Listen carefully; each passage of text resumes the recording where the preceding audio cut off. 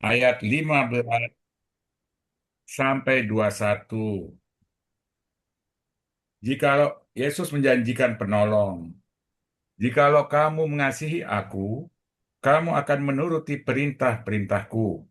Aku akan minta kepada Bapa, dan ia akan memberikan kepadamu seorang penolong yang lain, supaya ia menyertai kamu selama-lamanya, yaitu Roh kebenaran.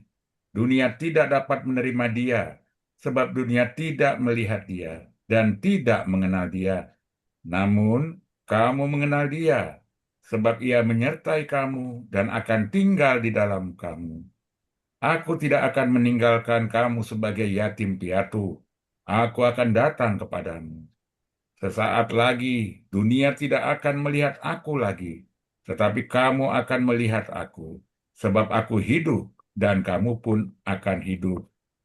Pada waktu itulah kamu akan tahu bahwa aku di dalam Bapakku, dan kamu di dalam aku, dan aku di dalam kamu. Siapa yang memegang perintah-perintahku dan melakukannya, dialah yang mengasihi aku. Siapa yang mengasihi aku, ia akan dikasihi oleh Bapakku, dan aku pun akan mengasihi dia dan akan menyatakan diriku kepadanya. Demikianlah Injil Tuhan. Kemudian,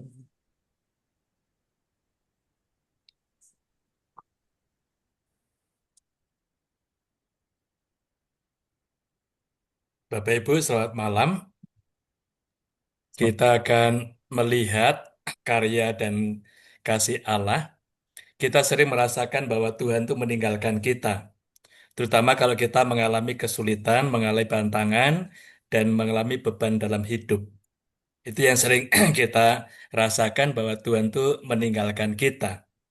Tapi sebenarnya Tuhan tidak meninggalkan kita, justru Tuhan itu selalu menyertai kita, bahkan mengajak kita untuk bersama dengan Dia. Seperti ungkapan dari Matius 28 ayat Matius 11 ayat 28, datanglah kepadaku semua yang letih lesu dan beban berat, aku akan memberikan kelegaan kepadamu. Itulah yang menjadi bukti bagi kita bahwa Tuhan itu tidak meninggalkan kita. Bahkan dalam kesulitan pun Dia menunjukkan cintanya. Karena itu dalam tema kita pertemuan hari ini bahwa Tuhan tidak meninggalkan kita, tapi Dia selalu menyertai dan mencintai kita. Itu yang hendak kita kembangkan dalam pengalaman hidup kita ini, sehingga nanti kita juga merasakan kekuatan Allah itu di tengah-tengah kehidupan ini. Ini yang menolong kita, membantu kita untuk melihat kuasa dan kasih Allah dalam pribadi kita.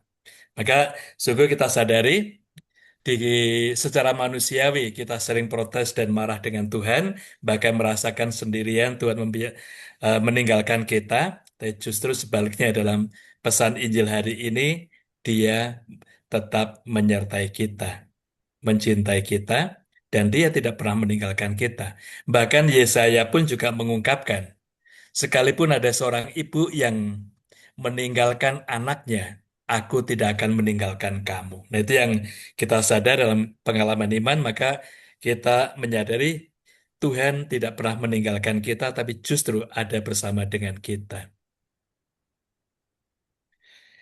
Nah, yang kita juga sadari, kita perhatikan bahwa cinta kasih itu yang dibutuhkan oleh setiap pribadi.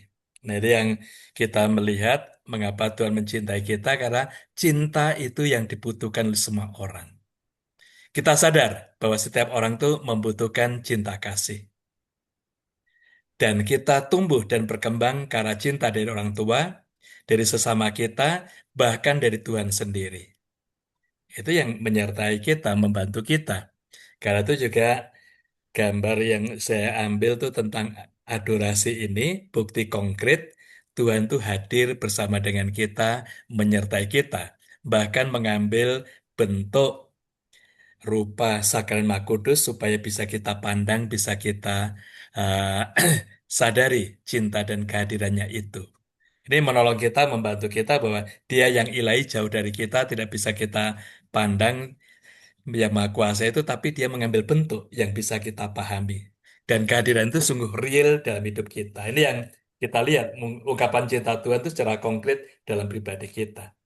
Maka kita juga memahami bahwa tanpa cinta kasih, kita tidak akan merasakan kebahagiaan.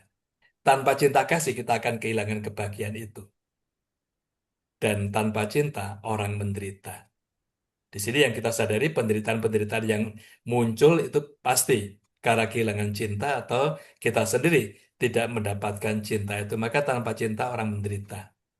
Maka juga tahun 80-an itu ada lagu yang cukup terkenal waktu itu, cukup sekali aku menderita kegagalan cinta. Nah itu yang kita sadar, kita perhatikan bahwa tanpa cinta orang bisa menderita.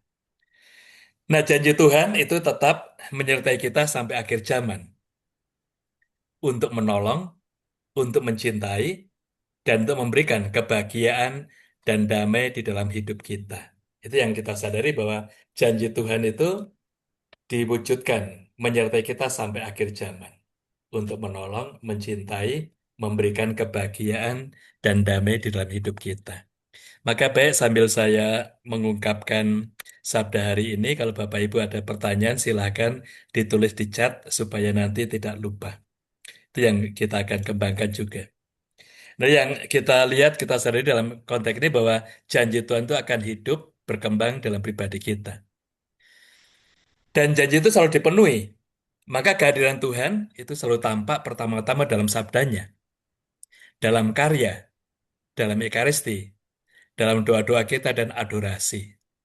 Itu yang menjadi tempat bagi kita untuk merasakan cinta dan kehadiran Tuhan dalam hidup kita. Oleh karena itu dengan kelompok kerasulan kitab suci ini, itu menjadi suatu sarana bagi kita untuk sungguh merasakan, mengalami cinta Tuhan, terutama dalam sabdanya. Ini yang kita lihat, kita sadari dalam konteks ini, maka kita juga menjadi duta kasih Tuhan untuk saudara-saudari kita, terutama memahami sabda itu di dalam kehidupan yang konkret. Kita sadar semua orang Katolik itu punya kitab suci. Buktinya saat perkawinan tuh berkat untuk keluarga muda ini yaitu diberikan kitab suci. Tapi kita juga tahu tidak semua orang Katolik itu membaca kitab suci. Maka kita juga lihat bahwa Tuhan mencintai kita, berbicara dengan kita dalam sabdanya, tapi sabda cinta itu tidak sampai pada kita karena tidak dibaca. Ini yang kita sadari, maka dengan kelompok kita ini, kita menjadi suatu pribadi yang berusaha untuk merasakan kasih Tuhan kita, terutama dalam kitab suci ini. Maka bagi kita juga terasa, setiap kita membaca sabda Tuhan dan merenungkannya, kita memahami cinta Tuhan yang berbicara langsung kepada kita. Dan ini kita juga bisa melihat dalam sabda itu ada ungkapan yang mengembirakan kita, membombong kita, tapi juga ada teguran kalau kita berbuat keliru. Maka bagi kita, kitab suci itu sebagai cermin dalam hidup kita. Dengan membaca kitab suci itu kita bukan hanya melihat tokoh-tokoh yang ada dalam kitab suci itu, tapi dengan membaca kitab suci ini kita seperti dalam cermin, melihat kelebihan-kelebihan yang ada dalam diri kita, maka kita merasa gembira dan bersuka cita. Tapi juga dalam cermin kita bisa tahu ada beberapa hal yang perlu kita perbaiki, entah bentuk sisiran, bentuk baju, dan sebagainya. Maka kita memperbaiki. Dan demikian juga membaca kitab suci kita diajak bercermin diri kita dan kita juga bisa melihat, mengoreksi mana yang benar dan mana yang tidak, mana yang perlu perhatian secara khusus. Jadi yang kita sadar dalam konteks ini, maka kita juga melihat bahwa setiap kita membaca sabda Tuhan itu dan kita merenungkannya, kita juga memahami cinta Tuhan yang berbicara langsung dengan kita. Entah menasehati, menegur, atau juga mengapresiasi yang kita lakukan itu benar. Nah, dengan cara demikian, kita semakin lama semakin mencintai sabda Tuhan. Karena itu kita juga semakin tersemangati bahwa Tuhan itu sungguh hadir dalam pribadi dan hidup kita. Nah, dalam setiap ekaristi, Tuhan itu memberikan tubuh dan darahnya. Maka bagi kita saat kita komuni itu kita perlu sadar. Tuhan Yesus kita sambut, kita makan, kita kunyah, dan kita telan. Karena itulah saat kita menelan tubuh Kristus itu, kita sadar bahwa Dia masuk dan tinggal dalam hati kita untuk menyertai kita. Karena itu kita bisa menyadari bahwa hati kita itu sungguh luar biasa. Yang pertama, menjadi bait tempat tinggal Roh Kudus, seperti ungkapan Paulus dalam 1 Korintus 6:19. Tidak tahukah kamu bahwa tubuhmu itu menjadi bait tempat tinggal Roh Kudus? Maka Roh Kudus itu yang berbicara dalam pribadi kita dalam suara batin. Setiap kita mendengarkan suara hati kita dibimbing memilih yang benar dan yang baik. Tetapi kalau kita mengabaikan itu, kita bisa jatuh dan memilih yang jahat. Nah, di sini juga bisa kita sadari bahwa sabda diri kita, hati kita menjadi bait tempat tinggal Yesus. Bisa dikatakan tabernakel yang hidup. Karena Yesus hadir masuk dalam hati kita. Karena itulah kita sadari bahwa penyertaan kita itu, penyertaan Tuhan terhadap diri kita itu sungguh konkret, sungguh nyata. Nah, saya saat pelayanan di Riau, Paroki Pangkalan Kerinci, saya selalu ke stasi sendirian. Kadangkala pulangnya bisa jam 10 atau 11 malam sampai rumah. Banyak orang bertanya, Romo dengan siapa? Pertama dengan malaikat pelindung, yang kedua dengan Tuhan.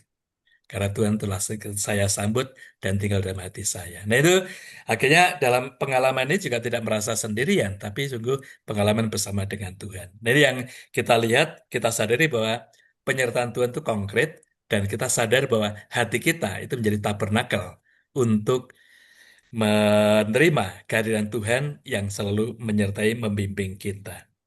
Itu yang akhirnya Tuhan selalu menyertai, mencintai, sungguh konkret dalam pengalaman iman dan kasih kita. Nah, yang kita lihat dalam bacaan tadi, jikalau kamu mengasihi aku, kamu akan menuruti perintah-perintahku. Nah, sekarang yang kita sadari, perintah yang mana? Itu yang kita lihat, kita sadar. Nah, perintah Tuhan itu ada dua.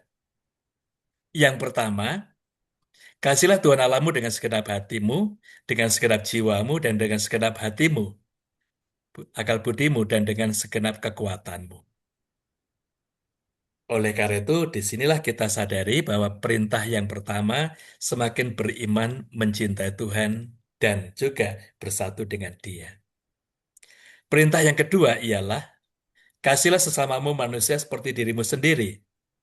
Tidak ada perintah lain yang lebih utama dari kedua perintah ini. Dari Markus 12 ayat 30 dan 31. Nah, itu yang kita sadari, jikalau kita mengasihi Tuhan, buktinya ada dua hal ini. Cinta kepada Tuhan dan cinta kepada sesama. Maka juga kita bisa melihat ungkapan, bagaimana mungkin kamu mencintai Tuhan ungkapanmu kalau kamu membenci sesamamu. Nah, karena itu jelas ada sinergi yang konkret, semakin kita mencintai Tuhan, semakin kita juga mampu mencintai sesama kita. Bahkan Yesus sendiri mengajak kita untuk mencintai musuh-musuh atau orang yang membenci kita. Jadi yang kita sadar, itulah yang perintah yang perlu kita hidupi setiap saat sebagai tanda kita sungguh mencintai Tuhan. Maka ungkapan kasih kita pada Tuhan tidak cukup lamis saja dengan kata-kata, perlu buktinya. Nah, jelas perintah Tuhan itu bagi kita adalah setia di dalam iman dan kasih yang kita wujudkan dalam tindakan kasih untuk Tuhan dan untuk sesama. Ini menjadi lahan utama mengekspresikan iman kita. Seperti juga diungkapkan oleh Yakobus bab 2 ayat 14, iman tanpa perbuatan pada hakikatnya adalah mati. Nah, perbuatan apa? Di sini yang konkret, perbuatan kita kasih untuk Tuhan dengan segenap hati dan kasih untuk sesama kita. Itu menjadikan iman kita itu hidup dan konkret di tengah masyarakat kita. Nah, bukti kasih Tuhan nyata dan itu sungguh tulus yang kita terima. Maka kalau kita sungguh mencintai Tuhan dan mencintai sesama, kita juga mendapat jawaban dari Tuhan sendiri. Dan Dia sungguh mencintai dan mengendaki kita bahagia. Itu yang kita sadari bahwa di sini cinta kita pada Tuhan mendapatkan jawaban yang tulus. Dan jawaban itu bahwa Tuhan tidak akan membiarkan kita meninggalkan kita. Tadi diungkapkan cukup jelas, Tuhan memberikan bagi kita penolong. Aku akan meminta kepada Bapa, dan Ia akan memberikan kepadamu seorang penolong yang lain, selain pribadi Yesus sendiri, supaya Ia menyertai kamu selama-lamanya, yaitu Roh kebenaran.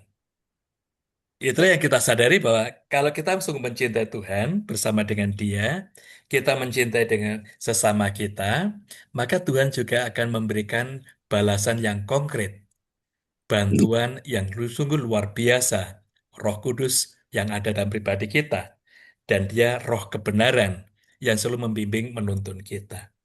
Karena itu Bapak Ibu, kalau kita menyadari kita mau berbuat salah, keliru, pasti hati kita itu deg-degan. Nah, itu istilah sebenarnya roh kebenaran membimbing kita jangan pilih yang keliru. Akhirnya kalau kita memilih yang benar, kita merasa puas, merasa damai. Tapi kalau kita memilih yang jahat, kita tidak akan bisa tentram dalam hidup kita. Selalu gelisah, khawatir, dan cemas. Ini yang kita lihat roh kebenaran yang membimbing menuntun kita semua. Oleh karena itu kita melihat kebaikan Tuhan Yesus sungguh luar biasa. Kita tidak minta, tapi justru dikaruniai rahmat yang sangat kita butuhkan, yaitu Roh Kudus. Sesuatu yang bisa kita lihat kalau kita mencintai Tuhan, melaksanakan perintahnya, kita mendapat karunia Roh Kudus yang selalu menolong membimbing kita. Ini sungguh pengalaman yang luar biasa di dalam hidup kita. Nah, kita juga menyadari, melihat, tidak semua orang itu menerima Tuhan. Itu yang kita lihat. Maka tadi Yesus juga tegaskan dalam konteks ini. Kita tahu bahwa banyak orang itu menolak dan tidak percaya kepada Yesus. Alasannya tadi cukup kuat, sebab mereka tidak tahu dan tidak mengenalnya.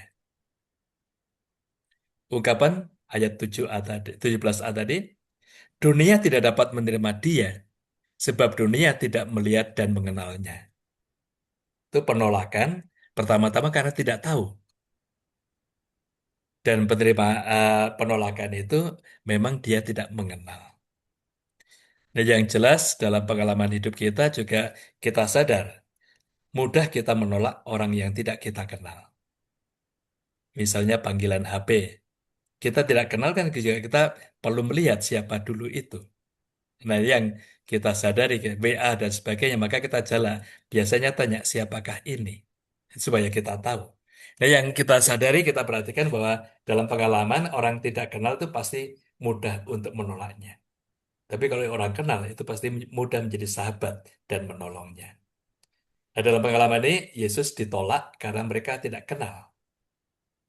Itu yang kita sadari, kita perhatikan.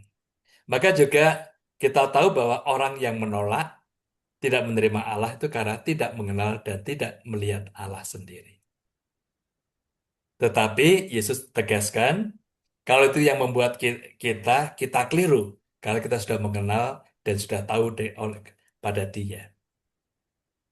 Maka ungkapannya berikutnya, namun kamu mengenal Dia, sebab Ia menyertai kamu dan akan tinggal di dalam kamu.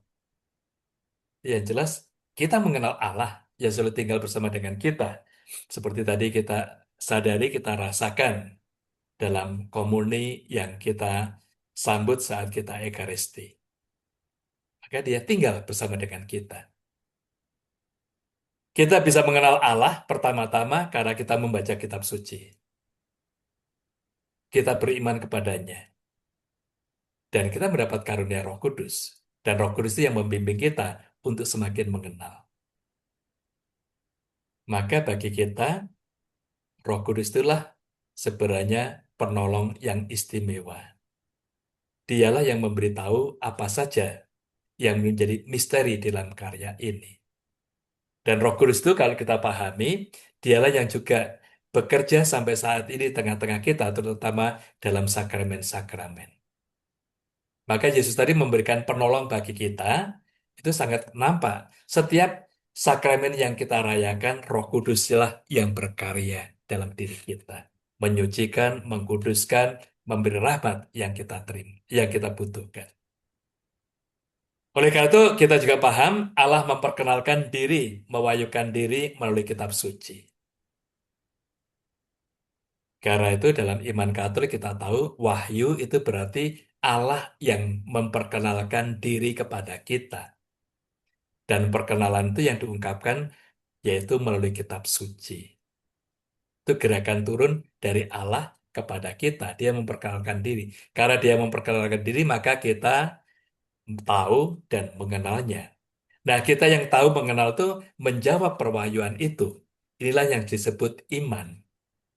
Maka iman bagi kita tuh tanggapan dari pribadi kita yang sudah menerima perwahyuan diri Allah itu. Nah, yang kita sadari, maka kita kalau kita membaca kitab suci, kita mengenal dan merasakan kasihnya yang istimewa. Dan itulah akhirnya iman kita tumbuh. Itu sebagai jawaban kita atas perwahyuan ini. Itu yang kita lihat, maka kitab suci kita itu sungguh luar biasa, berbicara pada kita dan memperkenalkan banyak hal tentang yang ilahi, yang menyertai dan berkarya di tengah kita. Nah, inilah kita sadari kalau kita membaca kitab suci, Tuhan Yesus sendiri yang berbicara pada kita, yang memandang kita, yang menyambut kita, yang menolong kita. Itu yang kita lihat, kita paham, maka pribadi ini sebenarnya yang ada di balik kitab suci. Karena itu semakin kita menyertai membaca kitab suci, ini kita semakin merasakan kasih dan kuasa Allah.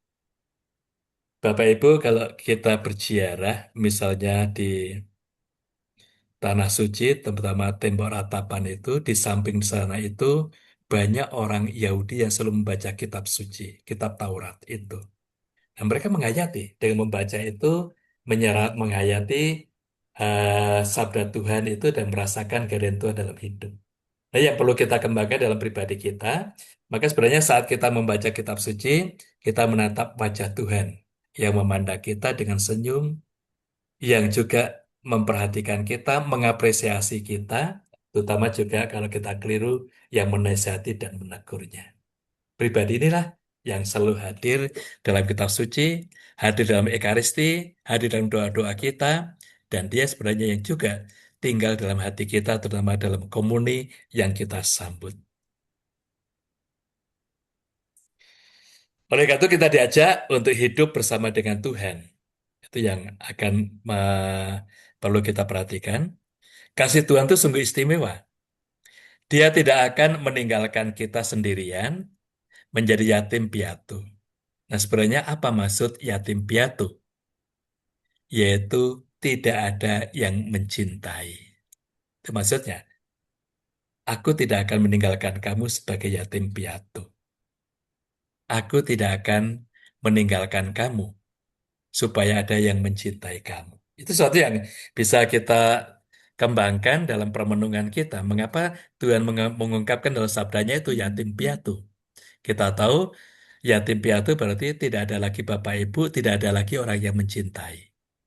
Maka disadarkan dalam kehidupan kita ini Tuhan tetap mencintai kita. Apapun situasi kita. Tuhan tetap selalu mencintai kita. Tuhan tidak pernah meninggalkan kita.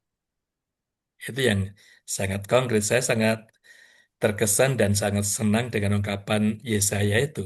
Jika ada seorang ibu yang mampu melupakan anaknya, aku tidak akan melupakan kamu. Itu yang ungkapan konkret bahwa cinta Tuhan itu sungguh luar biasa. Tidak pernah meninggalkan kita.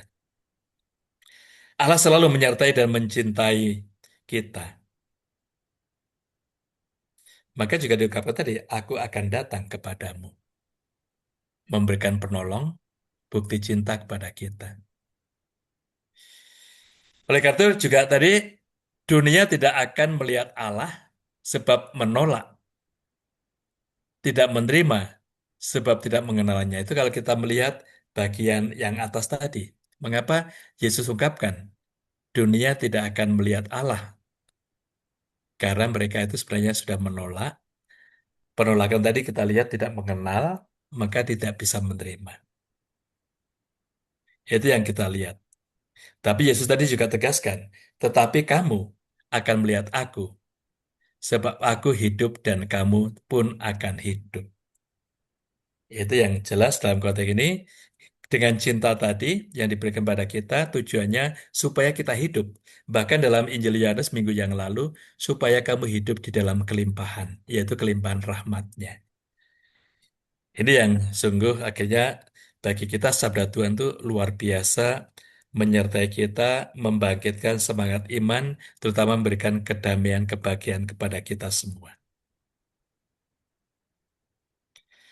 Yesus selalu menghadirkan Bapa yang ilahi di dalam kehidupan kita sekarang ini. Maka kuasa dan karya Yesus selalu menghadirkan yang ilahi itu. Maka sabdanya juga selalu kita perhatikan. Aku selalu bersama dengan Bapa. Filipus, jika engkau melihat aku, engkau sudah melihat Bapa. Itu dari kesulitan Filipus mengungkapkan, Tuhan tunjukkanlah Bapa pada saya itu sudah cukup. Tapi Yesus katakan, sudah sekian lama aku bersama kamu dan kamu tidak mengenalnya. Jika kamu melihat aku, kamu sudah melihat Bapa. Maka mengapa demikian? Karena Yesus itu selalu menghadirkan Bapa di tengah kita dengan sikapnya, hati yang terbuka pada semua orang, membantu semua orang yang menderita supaya lepas dari penderitaan. Ganti yang sakit disembuhkan, yang buta bisa melihat, yang tuli bisa mendengar, yang bisu bisa berbicara. Nah, itu ungkapan bahwa Yesus itu hadir menunjukkan kasih kuasa Bapa kepada kita. Juga dalam konteks ini dia ungkapkan tadi, pada waktu itu kamu akan tahu bahwa aku di dalam Bapakku dan kamu di dalam aku dan aku di dalam kamu. Itu suatu kesatuan yang konkret yang kita rasakan dari Tuhan untuk kita. Seperti ungkapan ayat 20 tadi. Dan itulah tujuan kita mencintai Tuhan tadi, kita bersatu dengan Dia dan Dia ada dalam bersama dengan kita. Kesatuan kita dengan Tuhan, inilah yang wujud dari cinta kasih-Nya. Tuhan tidak meninggalkan kita, tetapi selalu menyertai dan mencintai kita, bahkan memberikan penolong untuk kita.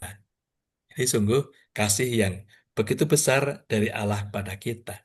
Maka Yohanes juga mengungkapkan salah satu ketika eh, berbicara di dalam pengalaman kasih itu. Begitu besar kasih Allah akan dunia ini sehingga ia mengutus putranya yang tunggal. Yohanes 3 ayat 16. Maka ini yang kita sadari bahwa sungguh begitu besar kasih Tuhan akan kita ini sehingga dia selalu menyertai mencintai kita. Nah, cinta kasih itu perlu bukti, bukan hanya janji. Ungkapan-ungkapan di antara kita sering terlihat, aku butuh bukti bukan janji. Mengapa demikian? Karena banyak orang yang ingkar janji. Bahkan lupa apa yang dijanjikan. Jadi yang kita lihat ke konteks ini, maka Tuhan mengungkapkan bukti cintanya kepada kita. Dan dia juga mengajak kita untuk membuktikan cinta kita kepada dia. Dan inilah yang menjadi ukuran hidup kita benar mengasihinya, yaitu bukti tadi. Buktinya apa? Diulangi lagi ini. Siapa yang memegang perintah-perintahku berarti melakukan dan melakukannya, dialah yang mengasihi aku. Siapa yang mengasihi aku, dia akan dikasihi oleh Bapakku, dan aku akan mengasihi dia dan akan menyatakan diriku kepadanya. Itu sungguh luar biasa Bapak Ibu bahwa Tuhan tidak pernah meninggalkan kita, dia selalu mencintai kita. Oleh karena itu juga semakin mudah kita merasakan kasih Allah kalau kita berpegang dan melakukan perintahnya. Perintahnya tadi cukup jelas, setia dalam iman kepadanya, mencintai dia dengan kekuatan dan akal budi dan juga dengan daya nurani kita, kemudian mencintai sesama. Itu saja ukurannya untuk hidup kita benar atau tidak di hadapan Tuhan. Dan kalau kita mengasihi Yesus, kita dikasihi Bapa. Dan Yesus mengasihi kita dan menyatakan dirinya kepada kita. Itu sesuatu yang bisa kita lihat, bisa kita pahami. Maka gambar ini adalah gambar hati kudus Yesus ketika dia wafat, lambungnya ditikam oleh serdadu, hatinya dibuka, mengeluarkan darah dan air. Disitulah bukti cinta dia memberikan hidup dengan kematiannya itu, sehingga daya ilahi itu tetap ada bersama dengan kita dalam sakramen-sakramen gereja. Maka kita juga dengan hati kudus Yesus itu diundang untuk masuk dalam inti kasih Allah, yaitu hatinya, dan menimba rahmat yang keluar dari lambungnya ini, dari hatinya itu. Ini yang kita sadari, kita perhatikan, sungguh Tuhan itu luar biasa mencintai kita. Karena itu kesatuan kita dengan Tuhan akan nampak. Cinta kita kepada Tuhan itu dibuktikan dengan melakukan perintahnya. Perintahnya cukup jelas tadi, tinggal kita mempraktekkan dalam kehidupan sehari-hari. Dan akhirnya kita yang mencintai akan dicintai Tuhan dan dia tinggal bersama dengan kita. Maka kita hidup di dalam Tuhan dan Tuhan di dalam kita. Aku di dalam kamu dan kamu di dalam aku. Dan sabda itu yang dirumuskan oleh Paulus dan ini menjadi pegangan hidup kita. Bagaimana kita hidup dalam Tuhan itu. Aku hidup, tapi bukan aku sendiri yang hidup. Melainkan Kristuslah yang hidup dalam pribadiku. Galatia 2:20.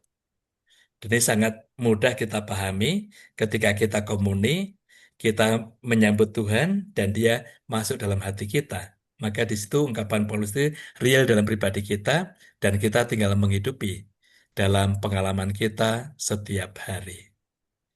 Bapak Ibu, itulah yang kita bisa kembangkan dalam permenungan kita melalui teks yang tadi kita dengarkan.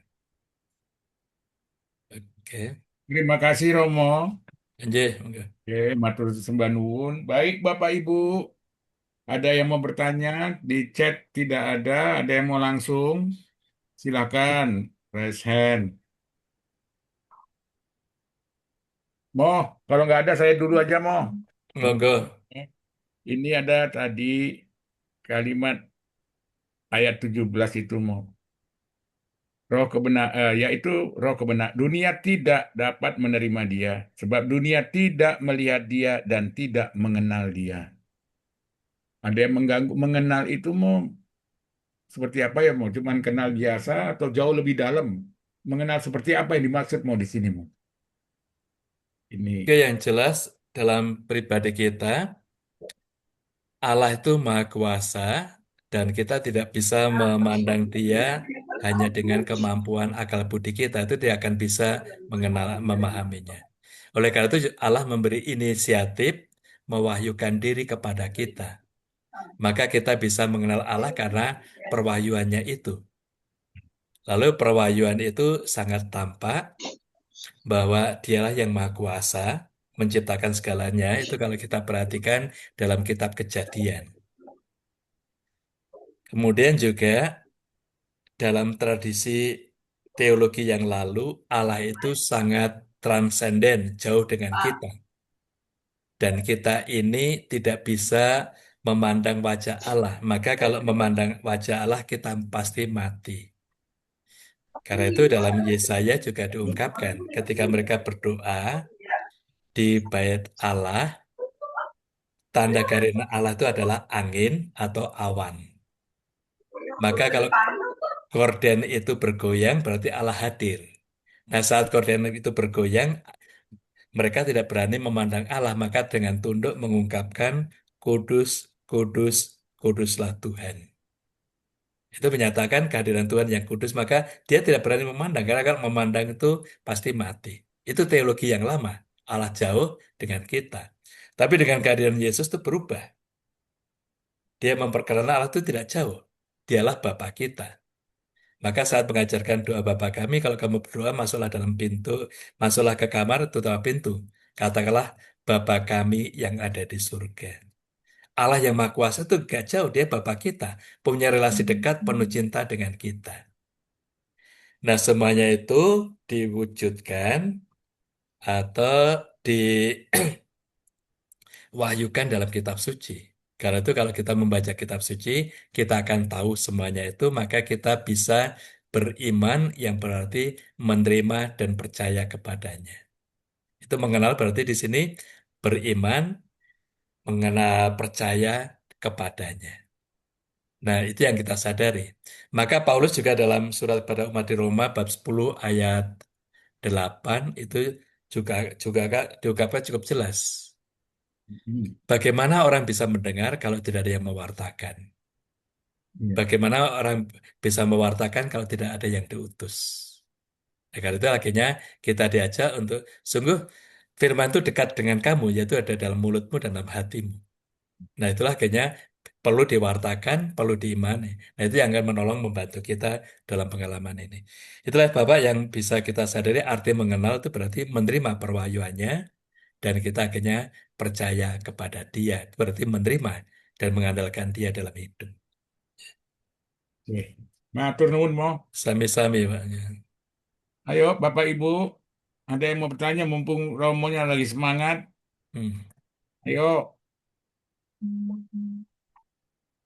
biar nggak keder di lingkungan kalau ada umat yang nanya. Saat gokil nanti. Hmm. Eh, Bisa juga tuh yang lain, masalah yang lain bukan hanya dari Selamat malam, Romo. eksultasi. nah, ini monggo. Romo, Ya, eh Kenalin dulu, izin- Pak. ya, Hmm, selamat malam, Romo. Saya Herman dari Paroki Blok B. Saya ya. tertarik dari tema malam ini bahwa Allah mencintai dan menyertai kita semua.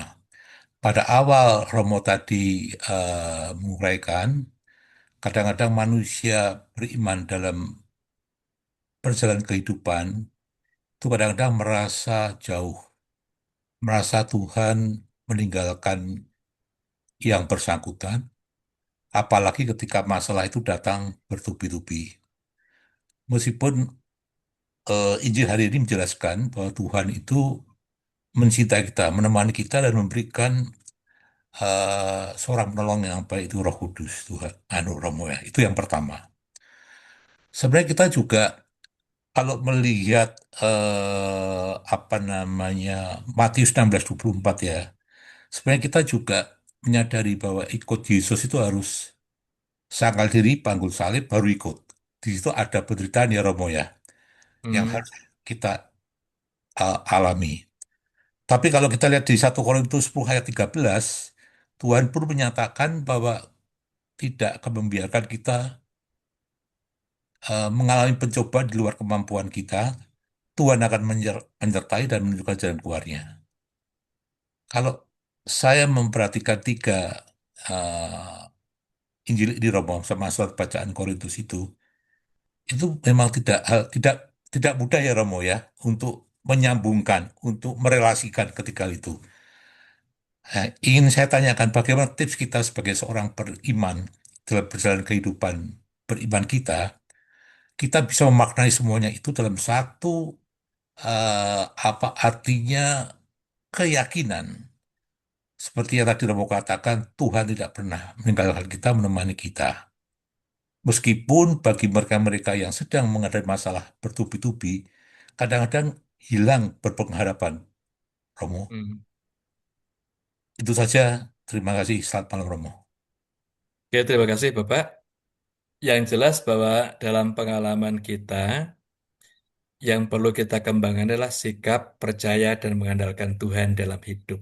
Itu yang perlu. Karena bagaimanapun juga Allah itu belas kasih. Tidak mungkin kita dibiarkan sendirian di dalam pergumulan kita, perjuangan kita.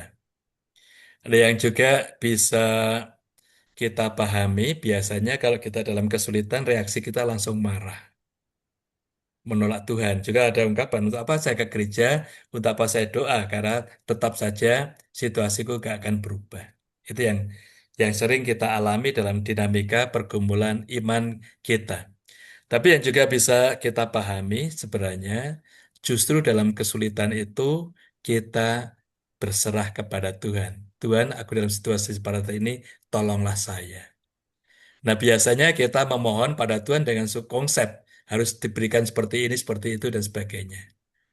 Padahal kalau kita menyerah, Tuhan, inilah saya, tolonglah saya, itu pasti banyak hal yang akan menyertai kita.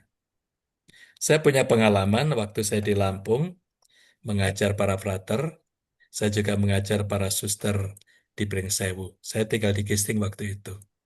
Nah, dalam perjalanan mengajar itu, saya ditumbur motor. Motor itu memang ngawur, di tikungan, dia menempong 5 mobil yang ada di hadapan dia. Mau nggak mau ketemu saya. Dan saya tidak bisa menghindar, kalau saya ke kiri pasti akan menumbur rumah, rumah orang. Maka saya hanya menerima begitu saja.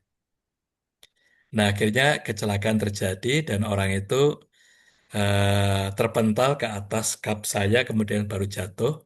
Motornya di bawah mobil dan saya nggak bisa jalan. Saya berdoa, Tuhan tolonglah saya. Hanya itu saja. Karena daerah itu biasanya kalau ada kecelakaan, sopir itu yang membawa kendaraan yang disalahkan. Nah, kemudian datang orang pertamanya dari kampung ini. Dia tanya, Bapak bagaimana tadi? Ya ini saya ditumbur dia. Tadi ada 4 atau 5 mobil yang dia tempong. Kemudian mau saya nggak mau seperti ini. Oke Bapak, Bapak nggak salah. Masyarakat kan datang dengan berbagai alat yang dia bawa. Akhirnya Bapak itu kan, tidak, Bapak ini nggak salah. Yang salah dia. Orang itu justru membantu. Sehingga alat-alat yang tadi dibawa itu bukan untuk menyakiti saya, tapi justru untuk membodem bemper mobil. Saya waktu itu pakai katana kan bempernya kuat. Itu mengunci ban. Akhirnya dipukuli, bisa lagi berjalan bannya. Jadi yang saya rasakan pertolongan tadi roh kudus yang menolong itu sebenarnya aktual. Kalau kita berserah, pasti bantuan itu akan diberikan pada kita. Nah, ini tidak usah panik, tidak usah cemas dan khawatir, tapi selalu kita mohon rahmat untuk itu. Pasti itu akan diberikan. Ini yang kita sadari kalau dalam kesulitan, kita jangan marah dan jangan panik, tapi justru berserah. Orang yang berserah itu mendapatkan belas kasih dari Allah. Itu yang kita kembangkan dalam pengalaman hidup kita.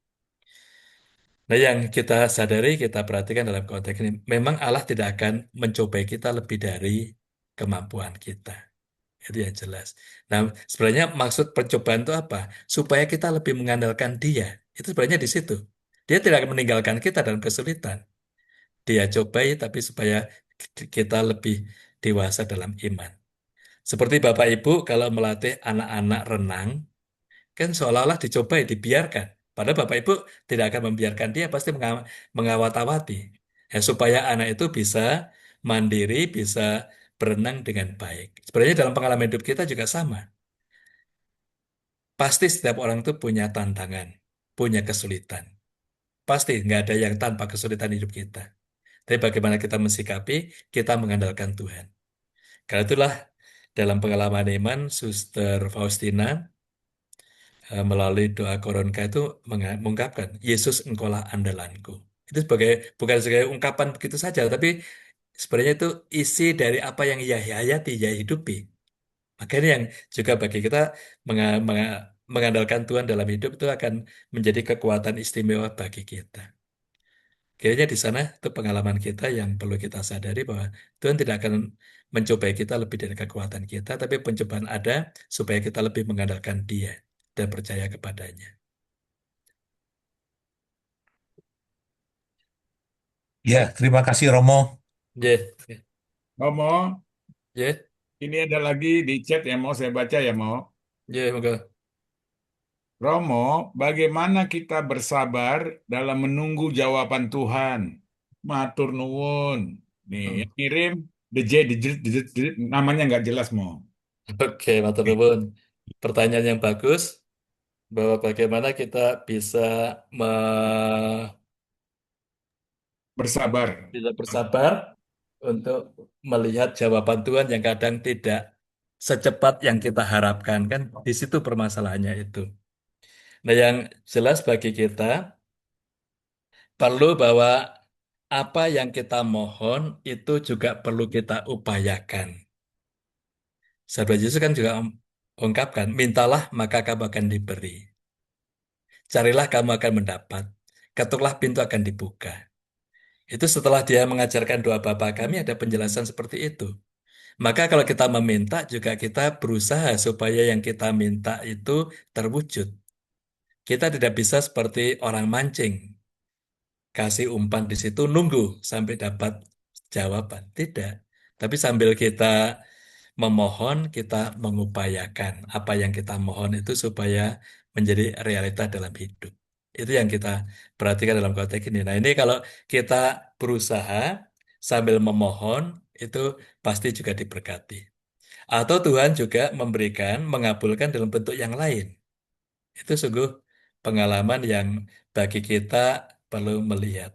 Namun yang juga bisa kita sadari, permohonan doa yang dikabulkan Tuhan itu sebenarnya bersumber dari pertama, iman kita kepada Dia, yang kedua kerendahan hati. Itu bisa kita lihat dari pengalaman perwira Kapernaum ketika memohon Tuhan untuk menyembuhkan hambanya yang di rumah sakit lumpuh dan sangat menderita. Yesus katakan, aku akan segera datang kepadamu. Itu kan sebenarnya ungkapan yang sungguh luar biasa langsung ditanggami. Tapi jawab perwira itu, Tuhan saya tidak layak Tuhan datang pada saya. Katakanlah saja sepatah kata, maka hambaku itu akan sembuh. Nah, di sini kerendahan hati tidak layak menerima Tuhan hadir dalam hidup kita. Tetapi dia percaya, tanpa kehadiran Yesus hanya dengan sabdanya, pasti anak itu sembuh. Nah, di situ akhirnya juga bisa kita lihat, bisa kita pahami bahwa kesadaran Tuhan itu atau cinta kasih Tuhan itu sungguh luar biasa. Maka akhirnya Yesus katakan, pulanglah, terjadilah apa yang kamu katakan itu. Dan anak itu memang sembuh. Nah, yang kita lihat dalam konteks ini, maka kalau kita berdoa, ya kita berdoa dengan penuh suatu keyakinan bahwa Tuhan juga mendengarkan itu. Tapi kalau kita berdoa juga dengan rendah hati, bahwa kita tidak memaksakan yang kita kehendaki, tapi dalam kerendahan hati itu kita bisa mengungkapkan apa yang akan diberikan Tuhan kepada kita. Ini yang kita sadari. Saya sendiri punya pengalaman ketika saya diakon, saya ada di satu paroki. Waktu itu sedang istilah Jawa itu paceklik karena memang belum ada panen. Nah, saya dalam 1 bulan itu saya memang mempersiapkan hati untuk petapisan itu. Doa saya itu demikian. Tuhan, saya sangat senang kalau orang tua saya, kakak adik itu bisa eh, hadir dalam tapisan saya. Hanya itu saja yang saya doakan. Dan saya tidak berpikir bagaimana, dan saya tidak bicara dengan seorang pun, termasuk Romo pembimbing saya. Banyak saya yang percaya saja. Tuhan, saya sangat senang kalau orang tua saya itu bisa hadir dalam tapisan saya. Nggak ada saya bicara dengan orang lain. Nah, ketika itu saya akan berangkat untuk retret tapisan. Saya pamit hari Minggu itu pada umat. Bapak Ibu, saya akan retret untuk tapisan. Saya mohon doa Bapak Ibu supaya bisa menyiapkan hati dengan baik dalam menerima rahmat tapisan. Hanya itu. Senin, Senin besok saya akan berangkat untuk retret. Senin pagi ada Bapak Ibu, satu keluarga, datang ke pastoran, mengucapkan selamat untuk retret, lalu membawa amplop. Frater, ini nanti kalau Bapak Ibu akan hadir dalam tapisan. Oh, waktu itu saya langsung dek gitu saja, karena isi kata-kata dia itu persis yang saya doakan.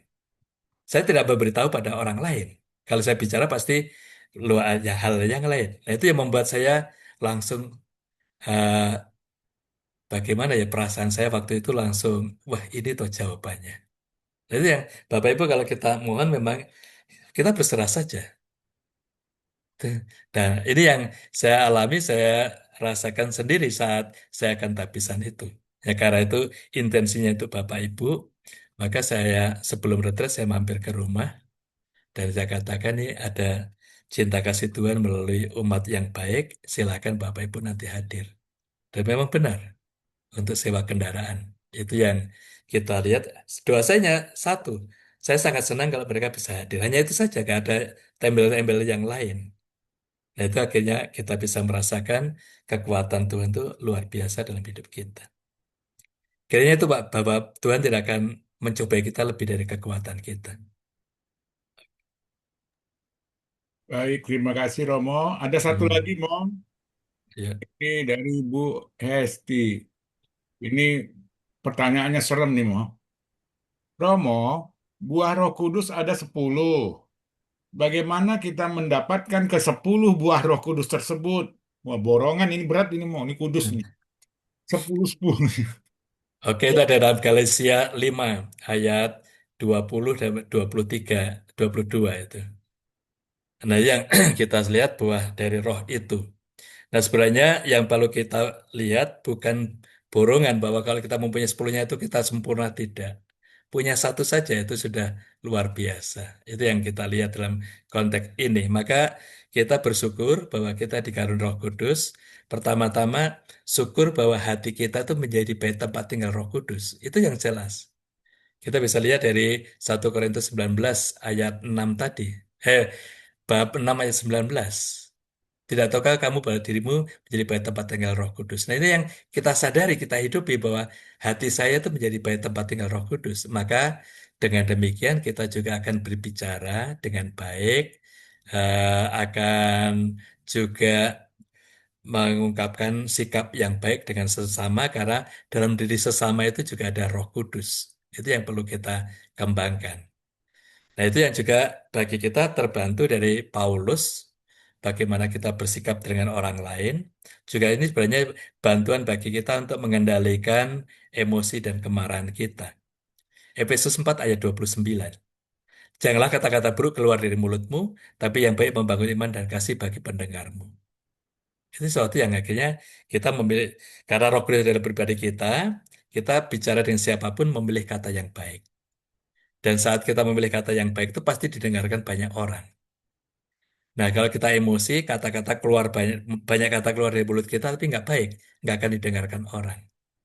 Itu sesuatu yang bisa kita lihat bahwa Roh Kudus ada dalam pribadi kita, dan orang lain juga punya Roh Kudus yang sama, maka kita bisa menghormati, menghargai mereka itu dengan cara bahwa kita sendiri merasakan kasih itu dan membantu kita untuk selalu bicara dan memilih kata yang baik. Maka bagi kita juga perlu tidak bagi kita sadari tidak perlu melihat 10 buah Roh Kudus itu.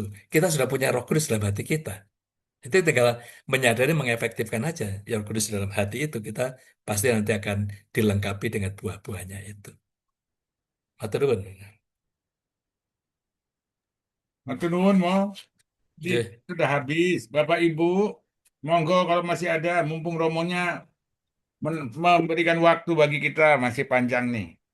Hmm. Kayaknya semuanya mudah-mudahan nggak tidur ya, Mo. Nih nggak ada wajahnya semua, Mo. Nggih, nggih. Ya. Monggo Bapak Ibu. Malam Romo, boleh nggak kalau ada pertanyaan yang di luar materi malam ini Romo? Monggo mawon. Soalnya mumpung ada kesempatan bisa bertemu dengan Romo, apalagi kan Paskah belum lama selesai ya Mo ya. Nggih. Saya terus terang penasaran nih Romo. Kan Yesus itu meninggal pada hari Jumat ya Mo ya.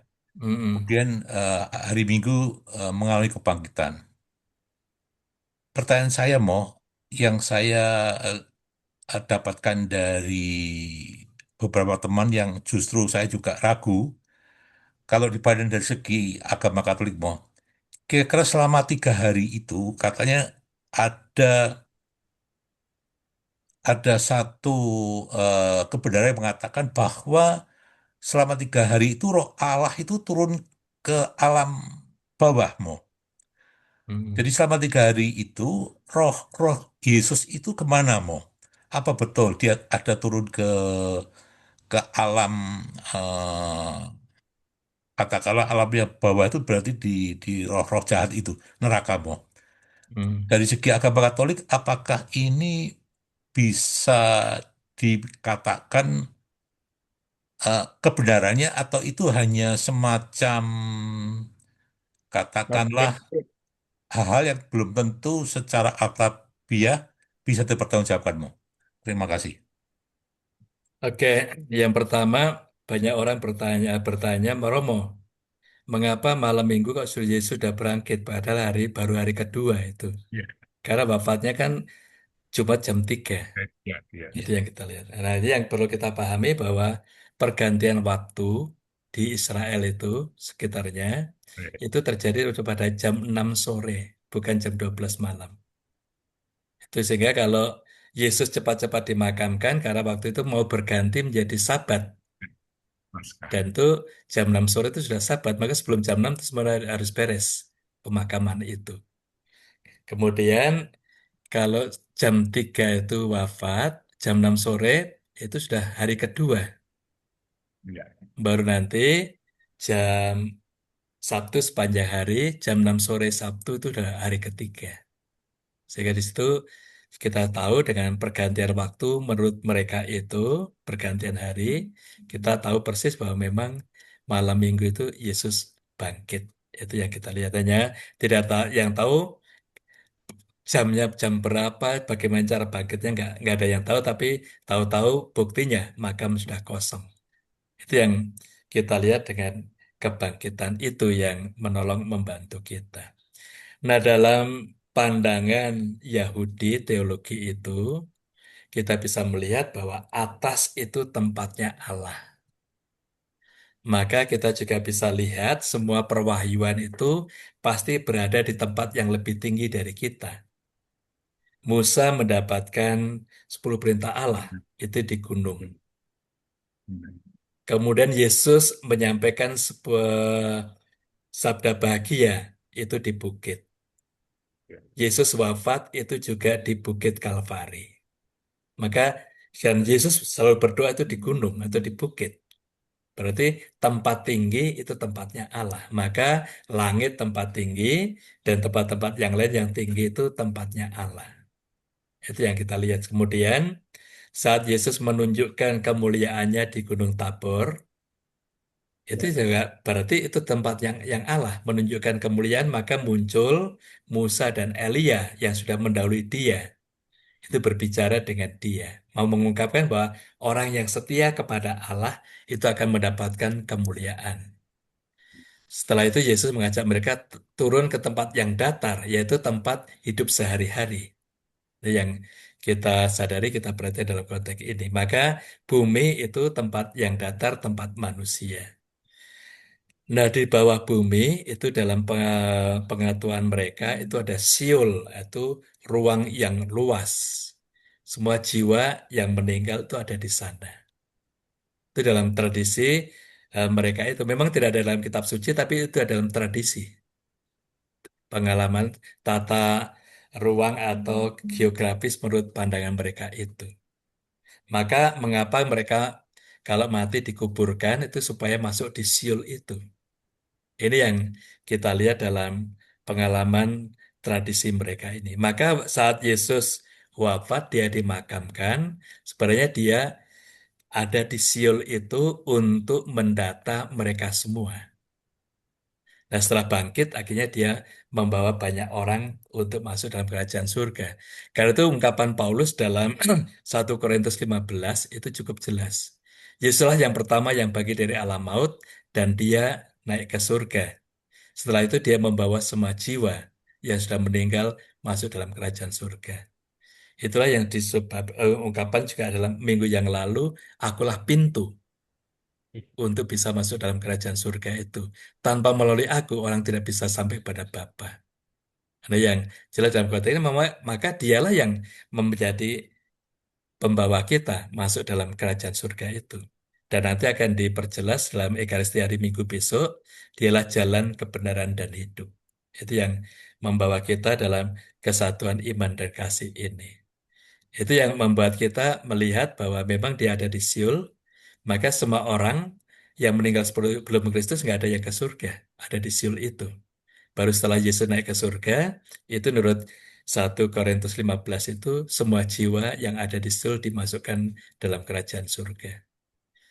Nah, ini juga bisa kita pahami dalam relasi refleksi kita antara Taman Eden, tempat kebahagiaan yang diberikan Tuhan, dengan taman makam Yesus itu. Kalau kita lihat dari Yohanes 20 itu. Saat Maria Magdalena mengira Yesus itu penunggu taman, yaitu penunggu makam, penunggu taman itu. Nah, Taman Eden itu manusia diberi kepercayaan oleh Tuhan untuk mengelola menggarap bumi ini, tapi salah kelola. Maka jatuh dalam dosa, tidak setia pada Allah, dan dia diusir dari Taman Eden menjadi Edan. Itu yang kita lihat. Nah, karena itu akhirnya nggak bisa kembali lagi ke sana dengan kekuatan sendiri. Maka Yesuslah yang diutus menjadi manusia tinggal bersama kita, membawa kita kembali pada Bapa. Karena itu hanya melalui Yesus itu kita bisa kembali kepada Bapa, yaitu dengan kebangkitan dan nanti kenaikannya yang kita rayakan pada tanggal 14 Mei besok. Itu yang kita lihat, Yesus naik ke surga itu membawa semua orang masuk dalam persekutuan para kudus. Kayaknya di sana kalau kita melihat makna Paskah dengan pengalaman, pengetahuan atau alam menurut mereka pada saat itu, dengan bagaimana kita melihat sabda Tuhan yang membawa kita pada kehidupan. Oke. Suwun Romo. Iya,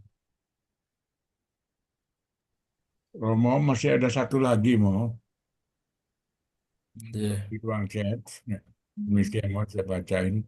Bagaimana atau haruskah kita dalam berdoa memisahkan atau memfokuskan pada Roh Kudus? Minta apa? Pada Yesus, minta apa? Pada Bapa, minta apa? Minta dalam artian bukan materi saja, tapi juga hikmat. Misal, pada Roh Kudus ketika kita akan melaksanakan sesuatu, pada Yesus saat sedih, marah, kecewa, pada Bapa ketika minta rezeki. Monggo, mo. Hmm. Oke, yang Bisa jelas bahwa pikir. Bapa, Putra, dan Roh Kudus itu hanya satu, Iya, nggak bisa dipisah-pisahkan.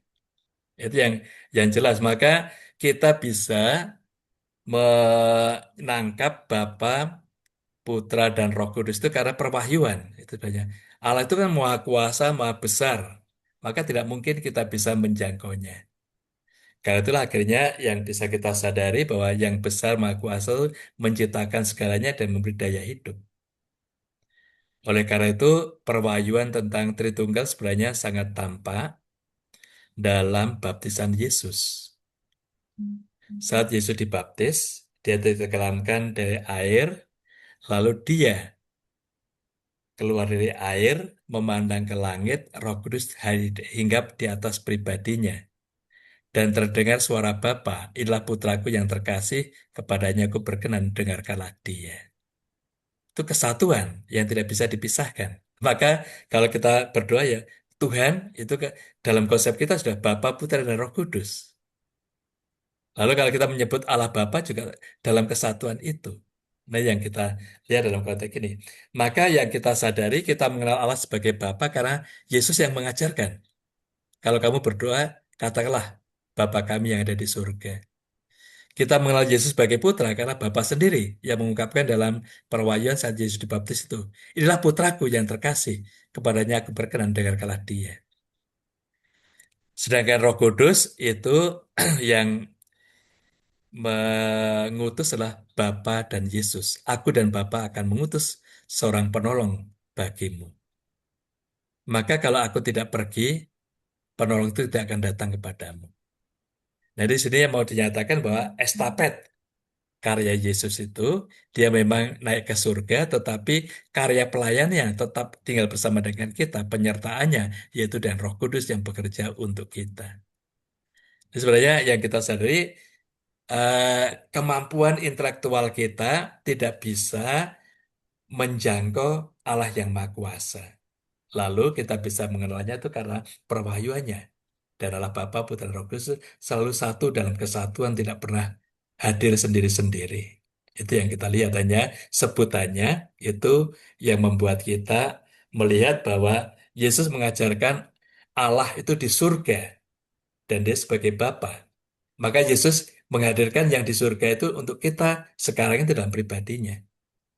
Dan nanti juga Roh Kudus itu yang diutus, itu juga untuk menyadarkan bahwa Allah itu tetap berkarya di antara kita.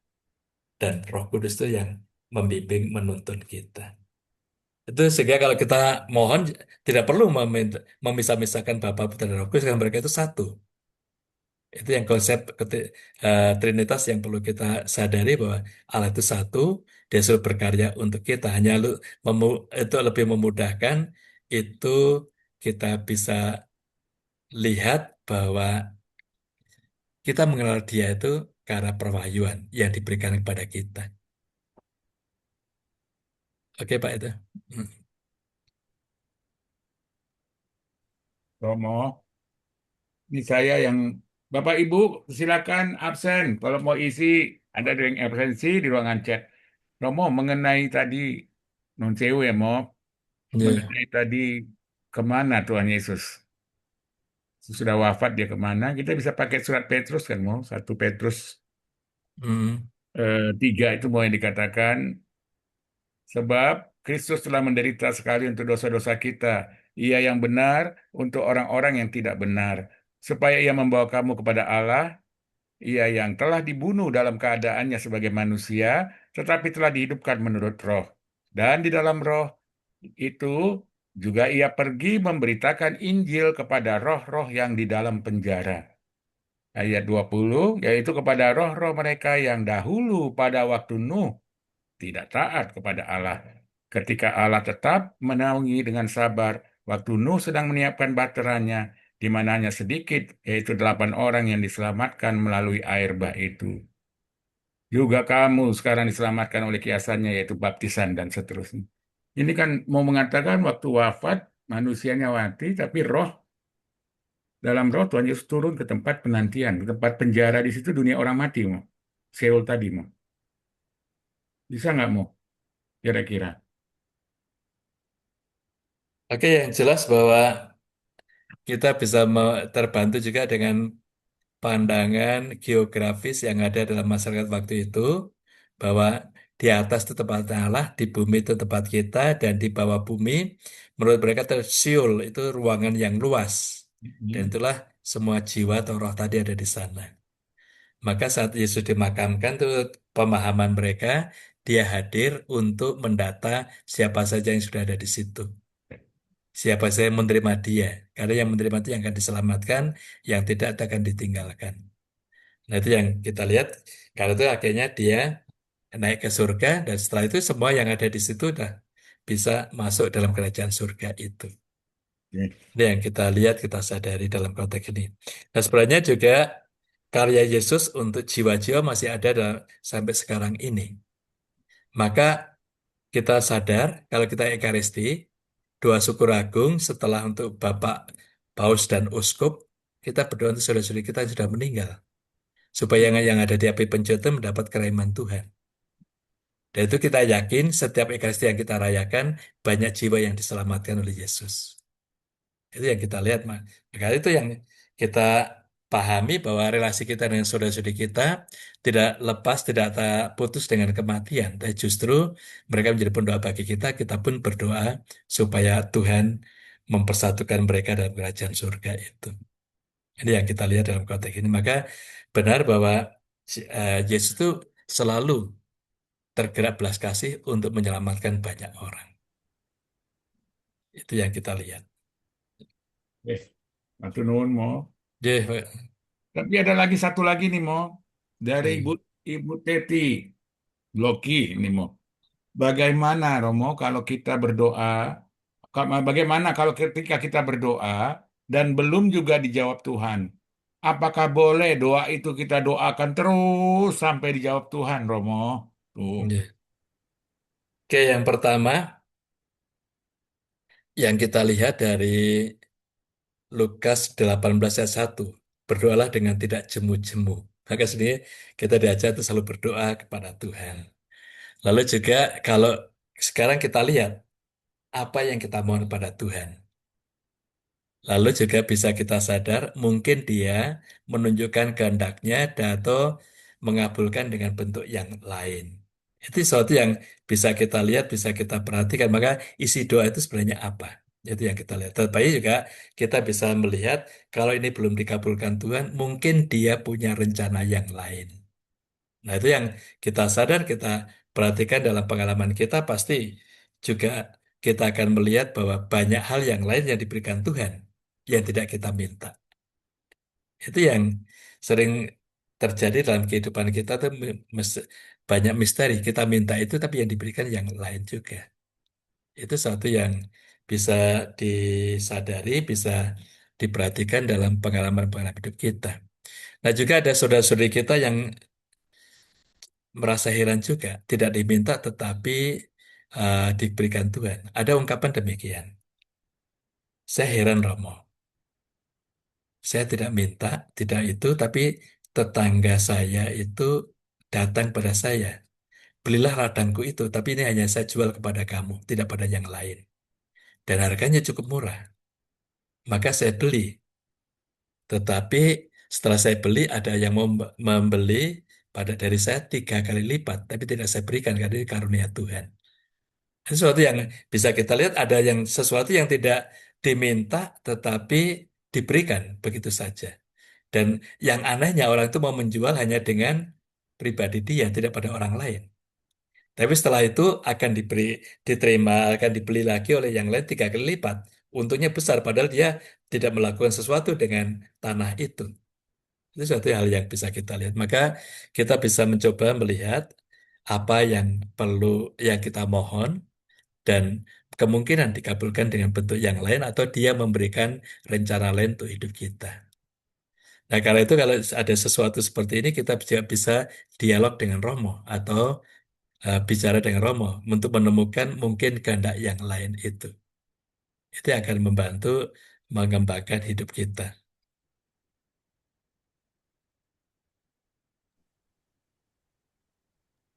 Baik, Romo. Ya, Matur sembah nuwun. Sudah tidak, sama-sama. ya, sudah tidak ada pertanyaan. Masih Rom, masih Pak Upung. Nah, Selamat malam Romo, ya, selamat malam Romo. Mau nanyakan Romo. Tadi kembali lagi kepada kita iman kita untuk selalu bisa mengandalkan dan berpasrah kepada Tuhan ya Romo ya. hmm, Tapi dalam kesehari-harian kita itu banyak kelemahan-kelemahan kita yang mengganggu iman kita tersebut Romo. Dan hmm, segala hal, terutama misalnya Romo kekhawatiran kita yang berlebihan ya, atau kita ketakutan gitu. Kadang-kadang kita lebih mempercayai kekhawatiran kita mau daripada iman kita untuk dapat berpasrah dan mengandalkan Tuhan ya Romo ya gitu. hmm. Nah kalau dari Romo mungkin Romo bisa apa yang bisa kita lakukan supaya kita dapat menjaga iman kita dalam sehari-harian gitu terhadap kelemahan-kelemahan itu Romo. Hmm. Demikian Oke, Romo. yang penting bagi kita perlu menyadari demikian. Eh, Tuhan selalu melihat bahwa memang kebanyakan orang takut. Karena selalu dalam perjumpaan-perjumpaan dia ungkapkan jangan takut. Itu yang kita lihat. Ketika para murid tergoncang di laut juga diungkapkan jangan takut. Itu yang jelas di situ ungkapan ini menyadarkan kita bahwa ketakutan memang sering muncul dalam kehidupan bersama. Tapi kita perlu mengatasi karena ketakutan itu sudah 60% tenaga kita, pikiran kita hilang. Itu kalau kita lihat dalam melemahkan kita 60% itu ketakutan itu. Itu yang kita lihat karena itu bagi kita bagaimana untuk menghilangkan kerapuhan dan kelemahan. Yang pertama sadari bahwa nggak ada orang yang sempurna, itu jelas. Lalu ada kerapuan. Nah, di tengah kerapuan itu juga Tuhan memberikan bantuan, tapi roh penolong tadi untuk mengatasi kerapuan itu. Maka cara kita melihat, menyadari yang dalam tradisi rohani itu refleksi. Maka baik kalau kita misalnya sebelum berangkat kerja, kita juga berdoa, Tuhan berkatilah saya dan pekerjaan saya hari ini dan orang-orang yang saya jumpai. Itu saja yang kita doakan. Karena itu nanti pekerjaan kita bukan seorang diri, karena kita sudah berdoa pasti didampingi oleh Dia. Malam hari juga kita pulang dari kerja, Tuhan terima kasih untuk berkat-Mu pada kami dan seluruh anggota keluarga pada hari ini. Baru malam hari sebelum tidur bisa refleksi apa yang sudah saya lakukan hari ini dan apa yang kiranya keliru yang saya lakukan hari ini. Nah, itu nanti kita menjadi orang yang peka. Sehingga dengan kepekaan itu kita tidak akan masuk dalam kerapuan dan kelemahan itu, tapi kita mempunyai kekuatan untuk bangkit. Karena kesadaran itu yang membantu kita untuk lepas dari kelemahan dan kerapuan ini. Tapi juga di lain pihak, kita sadar bahwa setan itu kan tahu kehendak Tuhan, bahkan tahu kitab suci. Itu kalau menggoda Yesus kan mau menjatuhkan juga dengan kitab suci itu. Dan dia meninggalkan Yesus dengan mencari saat yang tepat. Nah, kapan saat tepat? Saat kita rapuh, saat kita lemah, maka bisa mudah jatuh dalam dosa, dalam kerapuan. Itu yang kita lihat. Maka juga Petrus dalam surat kedua itu mengungkapkan, eh, setan itu seperti singa yang mengaung mencari mangsanya untuk diterkam, maka yang lemah dan rapuh itu biasanya menjadi kesukaan dia supaya jauh dari Allah, jatuh menjadi kelompoknya itu. Nah, ini yang kita lihat memang kerapuhan itu ada dalam setiap orang, tapi kalau kita sadarkan kerapuhan, kita tidak akan mudah untuk jatuh ke sana lagi. Justru kerapuhan kita atasi menjadi kekuatan dan juga menjadi berkat bagi banyak orang. Ya, Iya, Romo. Nah, kalau boleh sedikit tahu nih Romo, ya. sebagai Romo ya, Mas, sebagai pastor Romo ya, Hmm, apakah Romo juga sering mengalami hal seperti demikian atau gimana Romo? Yang sewu nih Romo. ya. Ya kalau saya sendiri, saya yakin bahwa Tuhan itu memanggil saya dan Dia pasti mendampingi, menyertai saya. Karena itu juga yang sering saya ungkapkan dalam pengalaman itu bahwa Tuhan dampingi agar aku menjadi bijaksana dan juga bisa menjadi saluran kasih bagi sesama. Itu saja yang saya doakan. Nah, karena itu juga saya juga mempunyai pendamping atau bapak pengakuan. Itu yang perlu saya kembangkan. Maka saya sering datang, diskusi, dan juga meminta sakramen tobat. Nah, dengan cara demikian tuh kepekaan itu akan muncul dalam pribadi saya karena itu kesadaran itu juga akan muncul. Lain kalau kita tidak pernah memanfaatkan sakramen tobat, kita tidak pernah menggunakan pendamping rohani, nah itu kemungkinan kita bisa ngawur dalam hidup kita. Itu yang kita lihat karena jelas juga bujukan setan itu akan melemahkan banyak orang dengan ungkapan nggak apa-apa sekali saja dan sebagainya. Itu suatu yang bujukan-bujukan yang itu karena kalau kita sering menggunakan kesempatan rahmat Tuhan itu, maka kita mempunyai kepekaan istimewa dan akhirnya kita menjadi sahabat semua orang juga bisa menolong banyak orang dan kita dipercaya. Ini yang selalu saya rasakan bahwa kepercayaan umat itu sesuatu yang rahmat bagi saya. Dan kepercayaan itu mengembangkan hidup dan juga membantu saya untuk menghayati panggilan dengan baik. Itu yang. Baik Romo. Nggih. Matur nuwun Romo. Sami-sami. Nggih. Romo, masih ada satu lagi, Romo. Pertanyaan. Nggih. Romo, saya sering dengar Tuhan sedang bekerja dalam hidup kita. Itu memahaminya bagaimana ya? Yang saya, Saya sering dengar Tuhan, oh mungkin dengar orang ngomong Tuhan sedang bekerja dalam hidup kita. Nah, hmm, memahaminya bagaimana itu? hmm. Oke, yang jelas bahwa Tuhan itu tidak akan membiarkan kita. Maka tadi bagaimana Tuhan bekerja bersama dengan kita itu tadi. Sebelum berangkat kerja kita berdoa. Nah itu banyak hal yang mengalami merasakan. Ada suatu pengalaman adik saya itu menampung teman-teman yang mencari ikan di sungai. Pagi hari dibawa tempat adik saya dan setelah itu dia bawa ke pasar. Tapi malam hari dia juga selalu berdoa, Tuhan berkatilah pekerjaan saya untuk esok hari. Ternyata juga banyak langganan yang ingin belanja, meskipun di sana banyak pedagang-pedagang yang lain, mereka tidak ke pedagang yang lain itu, tapi nunggu adik saya. Nah, karena itu dalam transaksi itu bukan hanya jual beli, tapi ada obrolan, ada humor dan sebagainya, ternyata dirindukan. Nah, karena itu beberapa pedagang yang lain merasa bahwa adik saya itu punya pesugihan, sehingga menunggu. Padahal tidak. Dia malam hari memang doa. Tuhan, berkatilah pekerjaan saya besok pagi. Akhirnya dia dalam konteks ini nampak jelas bahwa sebenarnya orang datang ke pasar itu kan gampang pilih yang lain. Tapi orang itu menunggu. Nah, di balik itu pasti ada kuasa dan kasih Allah yang bekerja. Nah, kita juga bisa melihat pekerjaan-pekerjaan kita banyak hal. Itu kalau kita doakan sebelum berangkat, itu pasti juga sesuatu yang akan mengalir dalam hidup kita. Nah, kadang-kala kita seperti robot, bekerja, berangkat, kerja, langsung pulang. Nah, itu akhirnya kita nggak bisa menikmati, mencintai pekerjaan itu sebagai rutinitas saja, dan bisa juga terjadi kebosanan. Tapi kalau kita berdoa sebelum berangkat, kita sadar Tuhan bekerja bersama dengan kita akan gembira, happy dengan pekerjaan itu. Meskipun rutinitas nggak ada, kita nggak merasa rutin, tapi ada sesuatu yang baru setiap berjumpa dengan orang lain.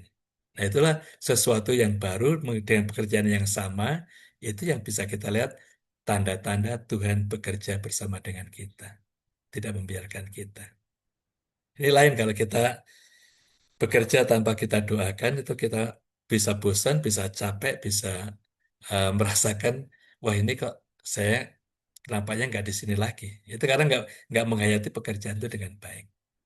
Ya. Baik, matur nuwun Momo. Ya. Bapak Ibu, di chat sudah habis. Apa masih ada yang penasaran? Monggo, Romonya bersedia menjawab. Tapi nggak ada wajahnya, Mo. Aku udah ada wedi, ngomong nih. Orangnya mana? Nggak ada. Baik, nggak ada ya Bapak Ibu. Ya. Nah, sebelum kita ini kita akhiri, semoga sangat membantu kita semua ya. Begitu wejangan dari Romo begitu luar biasa. Nah, ini ada beberapa pengumuman di Paroki Blok B juga sedang mengadakan kursus paket B, kursus kitab suci. Itu akan berlangsung, sudah berlangsung dari 9 April nanti selesai tanggal 16 Juli. Kita juga nanti pada bulan Sabtu 30 Mei akan mengadakan seminar 7 Duka Cita Maria di Gedung Yohanes, Sabtu 30 Mei 2026 dari jam 9 sampai jam 12. Akan dibawakan oleh Pater Robi Wower OFM. Nah, sekarang kita foto bersama Romo. Monggo dibuka kameranya biar ketahuan yang tidur yang mana, yang melek yang mana. Mm-mm. Pak Joko senyum. Ya.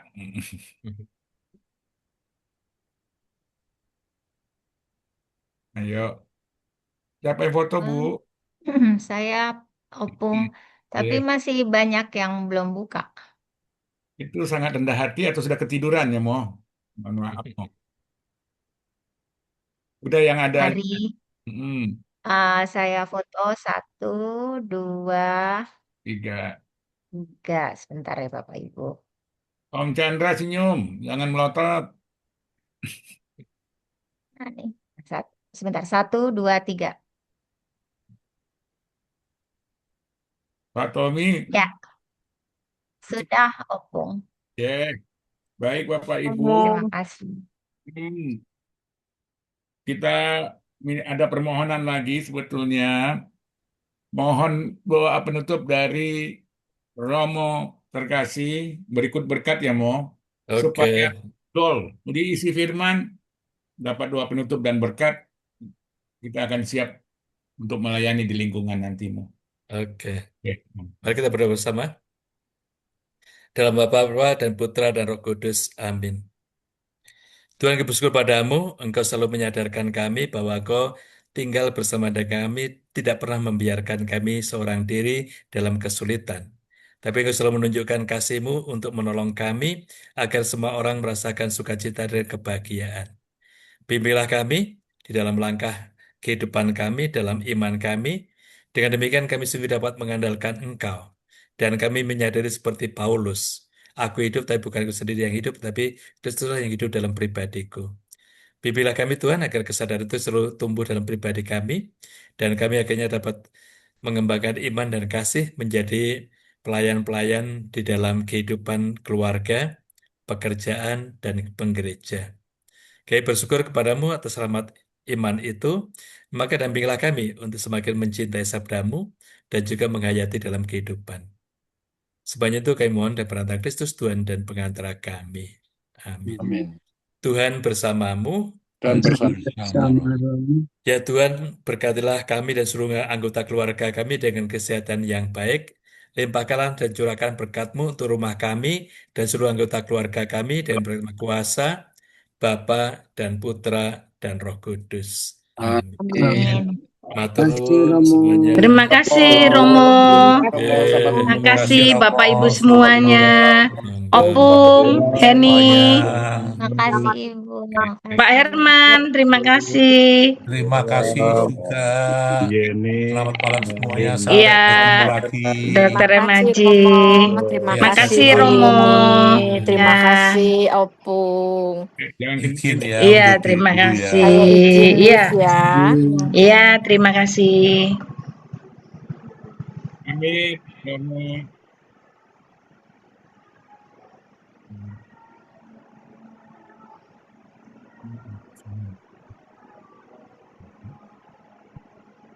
Saya N ya. Oke, makasih Opung, Heni. Lumayan ada 22 ya tadi. Ya udah, saya ini tutup ya. Oke, Baik, makasih. Makasih. Ya.